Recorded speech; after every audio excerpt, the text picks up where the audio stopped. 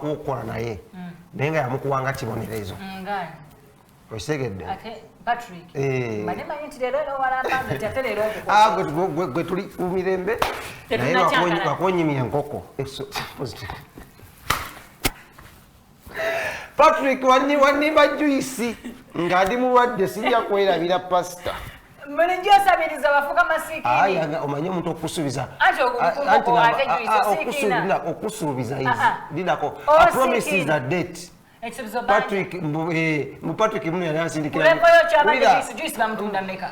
Menatimaidi wankomi. Kayande musu si juice. Akatunda 3 bwa 10. Kitegeze 15 abakuchi. Olereza nnyo Patrick. Simuolereza. Kolagana kijoine njya. Abadde abalwadde for example katika nkoni ola tugenda kwogera ku Aidah Muggo omuntu obanga mulwadde n'ojja omulabako oba n'omukubira essimu stickinga ku point kubidde kubuuzaako tetusaba afa abalwadde tetusaba byakunywa gwe weetumiikiriza ligamba ngaako tompaayiriza oyagala tokomoka mugambo oyagala tokomoka mugambo oyagala tokomoka mugambo njogere ebyama byo oyagala tokomoka mugambo njogere ebyama byo byogere wetuvudde wano nga twaka amawulire gakwagwa okoze eki towerekedde temugenze ku lifuti so wamma abatula banzi manyi mugambo tebalukubira olaba nja kwogera alina mukwano gwe nfanfe ennyo amanyiddwa nga mbazira tono mukwano gwe according to ye manya nnyo kwogera to Aidah Muggo nembazira tone so nakulwaliro mbaddeko nembazira tone awe machinde nga twogeramu kuba twaddaddala mukundaga mmotoka eri nakwebaza mukama nangamba Smith esente tuzikola naye ekikulu kiri nti nno tulye kuki kuzaffe waliwo akaseera wotuka nga sente oziina naye ngaembeera mwoli tosobola kukozesa sente zo kikulu nnyo gwe yingini naye weeryaza amaanya gwe yingini naye ate weekubako eki enjawulo mbazira tone ng'abeera nnyo mu bubenje simanyi ndowooza mukama abadde alina questions omanyi mukama akulanga otandisa okugobinga astray ateekawo embeera ekuzza nze agizikiriza gwakiriza mu sitaani mutubuulire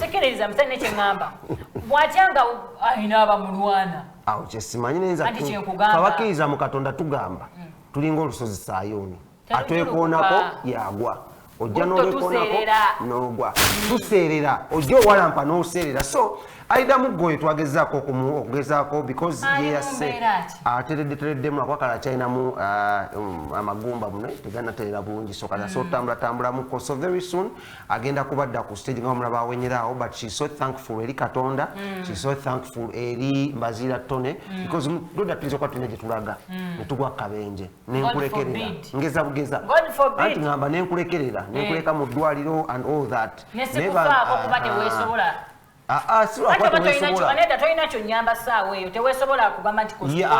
thank you so much. But if a friend in need is a friend indeed. So Mbazira Tone did not only be a friend, but he has been a friend indeed. Abaddewo mu ddwaliro when they are still in Nakasero, n'abeerawo mu ddwaliro nga bamukyalo Aidah Muggo ng'avudde ku kitanda kuba ate takyayimba ate omulimu gwe gwakuyimba samubeereddewo nnyo so era twagala okwebaza Mbazira Tone. Ye Aidah Muggo agamba ki? Agamba nti nno tagenda kulekerawo kwebaza Katonda kubanga Katonda yamulabako mu kaseera kali n'agamba weeyise nnyo bulungi eri abantu b'omanyi ne b'otamanyi kuba baba bayamba bajja mu mmotoka baite bakola ki tebabamanyi naye neeyisa yaabwe nga wala nti omwalo yeeyisa bulungi omwalo talina ttabu ati si muyombi ati nga muyimbi kigomanyi nti oyasofuna kamenye ne bamulekawo kati soka tugende Tibuzo. Tigana na answer. Katsoke wa Aidah Muggo komeonza.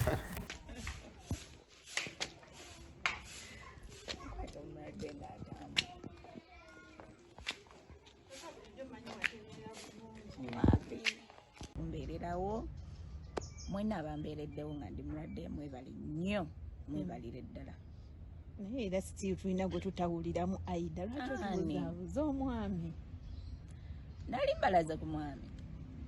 omwami bwe ssaawa bwe n'atuuka eyo mulaga temufaayo mukkakane emikolo egy'enkukutu abayimbi temunsikae muleke nze mbawe nga ntuusizza muyinza okukola emikolo egy'enkukutu lwaki tukola enkukutu ffe tuli bantu b'abantu era we n'atuusa nti kola mukolo nga mbayita teki omwami mwogere yaaliwa Aidah bigambo bw'oba wanfunidde n'otaŋŋamba kijja kunnuma era bw'oba wanfunidde omusajja muŋŋambe ebigambo byebisembayo ebigambo ebisembayo mwebale nnyo mwebale tusabira tuli bulungi essaawa yonna music yajja ndi mu studio ndeeta oluyimba olupya vidiyo empya zijja mwebale twagala mwebale tusapootinga mwebale kwagala Aidah Muggo mwebale nnyo otusabira bayibaye nga tumaliriza bazira tonaali ati mulungi nnyo tumwogerako kati ate ombuuzizza kuddamu mulungi muli ntaaki yes ate lwaki mbasiri ntaaki naye yankola kabiiti twalabye n'emmotoka yazzawo twafunye empya gye wapositinze mpya banange kati oba nnyonnyole ki banyonnyole ntya bino ebintu bibiri tebikwatagana byemumbuuza nebyemumbuuza nebyemwagala okumbuuza anti bafaani baagala kumanya nti ki kuba bafaani be batutuma kye tulina obbabuuza kati baagala manyaki nti oba muyina enteekateeka n'omukulu oba enkolagana esukka ku mukwano guno gwa friend tuli ba mukwano ba best friends and being my bestie ona kana wakala kichogeza kukola ntawali chenkola just nyimba kayimba anti Aidah simya gamba just bestie we don't you have a bestie that is there mbyoge toina bestie wo nga chali tasule uwo tasibayo takulambula Ulina makaka akafuge wange. Tokyala, sikyala. You have a best friend that visits you, that looks after you. Okay, no. As a friend. No. So it is not, I think one day song in Tegera nyo nokusinga fena. My dear, if you're my bestie, may I have a female best friend? May I have a female best friend? You can't come at my place. I can't come at your place. We meet at a public place. I have to talk to got it. So, but I want to shout out to every best friend that has been there for the best friend. Njagalo bagamba muno laja baponya sof chemukola chaka be the real ones. Tuga muno that is the best friend forever. Abatali real mugende mukombe kuvu mwetugireko ne kuminyanya. Balogo mwe. Webale nnyo. Mutulete ebisirani ne mutusubire mu nemafula mikwano ng'ate muli lwakuba sibinayo oyo. Tugenda kuki oba tugende mu social media kubanze mpulira. Mu social media. Munnayi. Ebintu bya kataleya ndi kendo. Bikutte wansi ne waggulu. Nze binyiza. Atokene breaking story. Waliweze. Ekivulu ky'omukulu David Lutalo kijiddwayo. Officially. Omanyi obudde musango. Ensonga yakuba muno abakungu abadde mu NAM ne G77 plus China Summit ezibadde mu ggwanga lya Uganda abamu ku bo bakyaliwo because of extensional meetings era bakyakozesa premises za hotel ya Serena ebadde ekibuzo kyo kigenda okukola ky'okubeera kitegeeza muno wandize ku Serena okuwagira David Lutalo naye tewandifunye kyewandibadde ofuna because of limited sound ate David Lutalo yagala nnyo okukola kyokuwa abawagizi be ekyo ekijja mu sente zammwe n'obwagazi bwammwe n'olw'ensonga ekivulu kino kyeyongezeddwayo bajja kuba bayogera olunaku otuufu airs management eva okusindika message wano so it's a breaking story n'agamba amawulire gasookera wano so enkya tujagezaako kunoonya ku muyimbi David Lutalo naye bagambye olw'eggulu lera baddekawo ku hotel siri yangu enateete nga bambi embeera okitegera ebyuma byadde byatandise okuteekebwayo by Monday akasente ke abanamu bagenda muliwa tebasobola obviously naye I think waliwo enteeseganya zigenda okubawo between management ne hotel tulabe maybe mass ebasotuwa n'abasawundi bagenda kukwatiramu Nekimanyika balance babadde tebannakafuna obimanyi naawe ebya bine ekivulu kyo Serena omanyi obeera okoze sigamba ku Serena ne sound kwati baagala ebisimasi wa sound akyabanja biki baagala security nga biri cleared so byadde cleared nedda kyeŋŋamba nga tezinnaggwayo naye nga byadde biweddeyo byonna bonna yabadde abamazeeyo byonna yadde biweddeyo because that is how David Taro works JJ sound yadde amukoze eki amumazeeyo nga tabanja aba security nga bakoze eki kati awo JJ alina kati mukwano gwe and I think JJ omu ku basajja abategeera kuba abaana kunkuka bamuyisaamu eggaali naye biraawo tugendeko wakataleya nkendo so amawulire genina gagamba mbuno after biri nagambye ebyeggulo ate nabyo munanga ate different stories are breaking out every now and then. Ate simanyanga anadda ekyomusajja okubaawula bali just batizanya bave mu management bali bagala teka wonti tetukyakwatagana okitegeera ate mbate mukyakwatagana kyera semusobola kola mwenna ate buli mwali mwasayininga nga dduo kachenjagala kugamba ku story eno byonna nebigenda mu maaso biri in favor of kataleya and kandle. How? Era yonna gye kigenda okuggwera kigenda kuba kikolera bo. First of all contract eyo bagi bleaching emyaka 10 waliwo consequences wabula bakola forward play kati nga bakoze abasomye ku mateeka okola forward play kiba kigamba kiba kikuyamba kuba otaddewo reasonable doubt ezi bleaching kati contract. First of all baga anti ekiyinza okubeera because tebagenda kulaga camera footage alaga muno waddewo enkayana ezo na biki but can be proved at a later stage otegedde bunyo but ebimu ku points bannekinze out baga muno management yali ya confiscatingako passport zaabwe management ebadde mbi ontegedde bunyo neera yali nnungi mu kusooka no kyengamba kikino ekyokubiri because ba installing kati jukira baba renting department bagenda obayingiza nga cameras are already installed tojja kuŋŋamba nti bajja nga abantu balone for their own safety safety mu nyumba ey'abakazi ababiri nga gwe oli musajja oyagala twagala tumanye management eno tugamba cameras zino zaali ziteereddwa that is invasion of privacy omanyi kintu omanyi tokomparinga bibyo kuba gwe toli muyingi nze nkugamba omukazi kino kikubuulira bw'obeera wekka ewuwo naddala abatali bafumbo weta n'otambula ng'oddeni kati babadde babalaba ku kamera si bonna kati osubidde kendo gwe wamu mwakula kale engoye buzibuzibu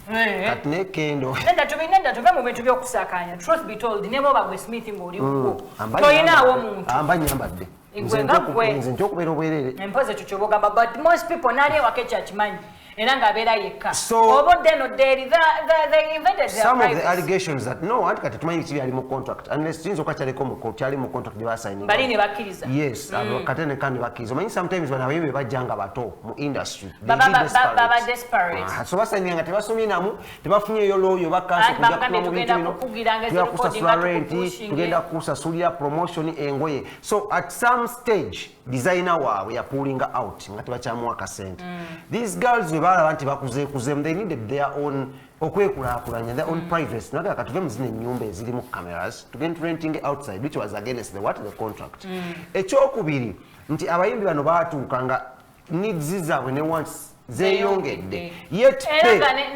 negundi olina okuadjustinga paycheck tekola teri adjusted but sinenya management why because ne booking zaite zinakola ki tezineeyongera so sibya muntu kubanga akuwa sente nyingi nnyo odemandinga raise naye nga gwe toputinga out it is allegedly saying nti bakoma okusasulibwa mu August kisoboka after them misbehaving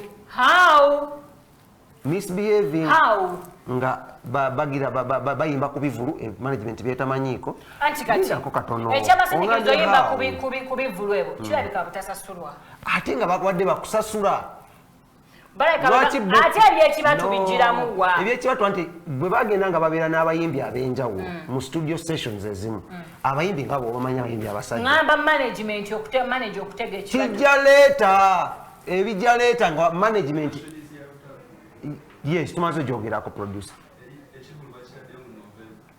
bakabagala November kale tugenda kigamba abantu November nkawala notusukuma okuva wano paka eri anti sene nebeera book ebiseera ebisinga ebamu conferences eberamu ebivule eberamu kyo kitegedde so they need to give her that space no mimbi okurecoveringa emotionally ne psychologically so nga tumaliza ku nsonga ya kataleya ne kandle ekibatu management yetega ddi ng'emaze okutegeera muno mu industry mulimu abateze ekibatu ne basuubiza n'ebisinga ku management byekoze eki byesuubiza ate nga balina potential ebyo bikola ki ebibawa but nga investor yenna wa throne music alabira ewala yategeera mu bawala bano bagenda gwa mu katego k'abawala abalala ke bakoze eki ke baguddemu okitegedde bunyo so nayagala ba protecting ng'abatega kibatu ate isi yatega mu management katolaba katikagambe Swangz Avenue eina ba boss what example one of kanti tumanya saka kwa kwenkolera no gamba nti oba Swangz Avenue eina kala kuongobya yakanjogerera ku swini Swangz Avenue eina management that is Benon abakulu directors Benon nani ne Chaliwe ne Julius but abayimbi bano baina personal managers ontegedde bungi nnyo so n'olw'ensonga eyo olaba Winnie Waji ayina managinga bwolaba Vinka ayina managinga bwolaba Zafarani ayina Peterson so bwe batyo obudde butulese kale naye nga twagala omayiza mbadde nagamba ku breaking story by the way wakyaliwo ebintu bingi breaking up stories no naye nga kyegamba akabadi konna gye katandikidde akabalidde bakataleya ne kandle kacyabakoledde ate basirise so press release etugamba nti the management of the hairs music farm which etugambye bati extend these apologies to the fans sponsors partners and other pretentious parties for any inconveniences caused with the referral request that you rent tickets until the banatereka ticket yo nga 8 November 2024 lwetugenda okuba nga tetugenda ewadde kirabako ku kivulu kya Wizkid wekitali yonge bisebe fikimeka agenda era ku Serena bigenda bina ku Serena nenga ne Bingata abayimbi bazze wamu okubanga bali mu bageze mu struggle ya free Bingata kati kyekiriwo Shiba yegasemu bano yali Shiba yegasemu Lydia Jasmine yegasemu MC Cats Baboon Forest Entertainment Bobby Wine Lydia Jasmine taina chakola aina okwegattamu because aina ekivulu Masa we kati yandikoze eki. Ona ya mundeke tubasibira tugenda kubanga tetukwatagana ncha Thursday tubane panel about entertainment tubale tulete ba analysts. Enja twandifuna omwogezi wa Throne Music. Nga batanya ensonga mpola ezigenda maso mu entertainment industry nenga nyongera okubuzaako ku Tichamire Desire Days mwenna baliko nga mulaba mbagala nyonyonyo tukwatagane ncha nsigadde nze Roda Kemba